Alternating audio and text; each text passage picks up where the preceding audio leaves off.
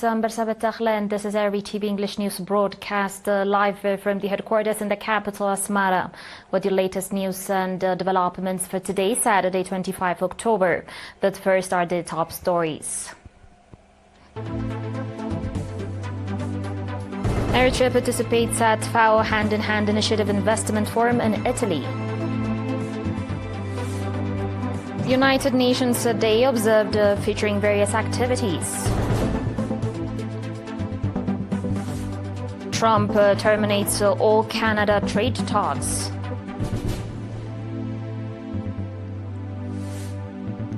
And U.S. imposes sanctions on left-wing Colombian President Petro.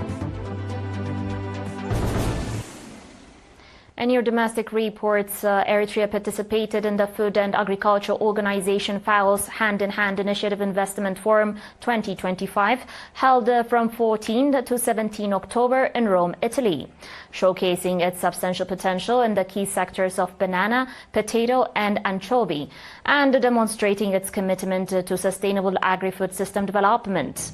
The event, convened under the FAO Hand-in-Hand Initiative, brought together global partners, policymakers and investors to explore and foster investments that advance sustainable practices and economic growth. Eritrea's delegation included experts from the Ministry of Agriculture, the Ministry of Marine Resources and the FAO office in Eritrea, led by Mr. Samera Amlesom, Director General of the Agriculture Extension Department of the Ministry of Agriculture. The delegation participated virtually, highlighting Eritrea's natural resources, strategic location and growing capacities in horticultural crop production and marine resources. Representing Eritrea on site at the FAO headquarters were Mr. Asmerom Kidane, alternate permanent representative of the state of Eritrea to FAO, IFAD and WFP in Rome, alongside Ms. Ariella Glini, FAO representative in Eritrea. Eritrea's presentations focused on expanding value chains, boosting productivity and promoting sustainable practices aimed at improving food security and fostering economic diversification through targeted investments in priority commodities. It presented key opportunities in banana, potato and anchovy production, outlining the country's comparative advantages and ongoing efforts to modernize agriculture and fisheries through innovation and sustainability. Eritrea's participation in the Hand-in-Hand Initiative Investment Forum underscored the country's commitment to strengthening partnerships and attracting investment partners that support inclusive growth and resilience in the face of global challenges. The FAO Hand-in-Hand Investment Forum, attended by representatives from 29 countries, provided a vital platform for member states to share transformative investment opportunities in alignment with the Sustainable Development Goals, SDGs, and FAO's mission to end hunger and promote sustainable agri-food systems.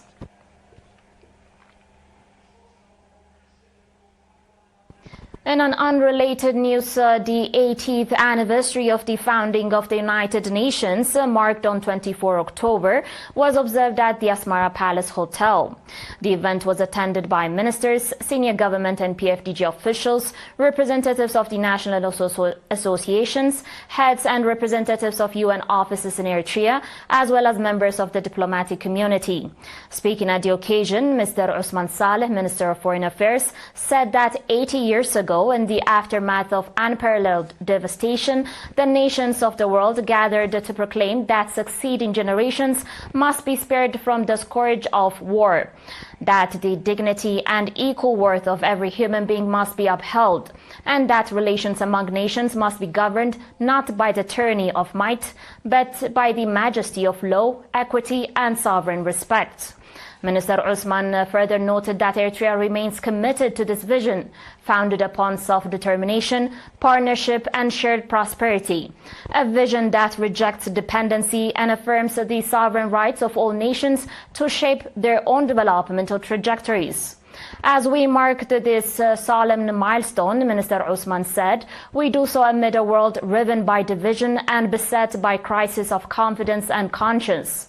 Conflicts rage, inequalities deepen, and multilateral institutions, once conceived as instruments of collective justice, are too often repurposed as tools of selectivity and geopolitical contention. On this occasion, Minister Osman reiterated that the government and people of Eritrea reaffirm their unwavering commitment to the ideals and purposes of the United Nations Charter and their readiness to engage constructively, both globally and nationally, in the pursuit of peace, sustainable development, human dignity, and mutual respect among nations. Ms. Nahla Valji, coordinator of UN offices in Eritrea, on her part, noted that as the United Nations commemorates its 80th anniversary, the world is facing multiple and often overwhelming challenges. She stressed that this moment demands renewed solidarity, not fragmentation, collective action, and not competition. Ms. Nahla reiterated that in a world searching for models of resilience and self-reliance, Eritrea offers an important perspective. Eritrea's development model is grounded in community resilience, self-reliance, and social cohesion. She also expressed the UN's commitment to closely work with Eritrea on shared development priorities. At the event, a video message from Antonio Guterres, Secretary General of the United Nations, was also presented.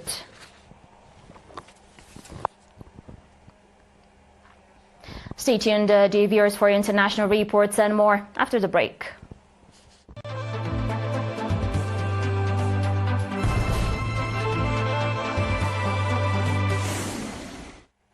Welcome back. U.S. President Donald Trump said on Thursday that all trade negotiations with Canada were terminated because a fake Canadian advertisement was designed to influence the U.S. Supreme Court's decision. The Ronald Reagan Presidential Foundation accused the advertisement made by the government of Ontario of using selective audio and video from former U.S. President Ronald Reagan's national radio address on trade in 1987. The foundation said Ontario does not have the permission to use and edit the remarks and warned it was reviewing its legal options. Trump said that the advertisement was made with the intention to interfere with the decision of the U.S. Supreme Court and other courts. Canadian Prime Minister Mark Carney said earlier on Thursday that his country will not allow unfair U.S. access to Canadian markets if their trade talks fail.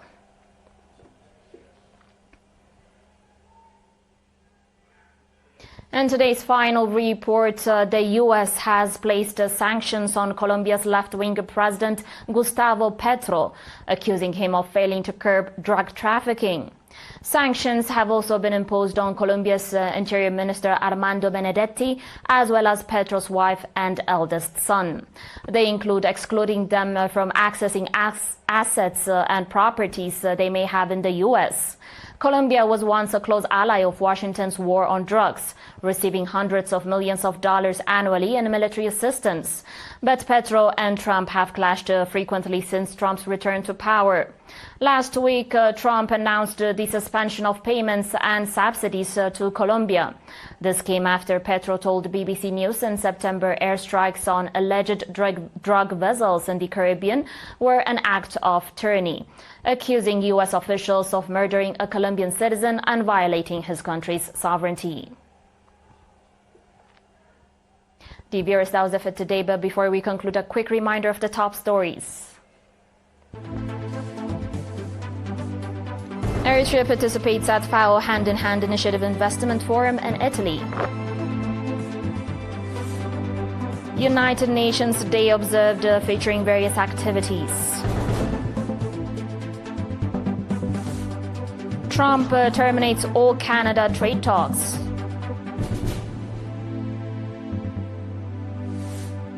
And U.S. imposes sanctions on left-wing Colombian President Petro. Thank you for watching, and we'll be back tomorrow same time with more news and developments. But until then, have a good one.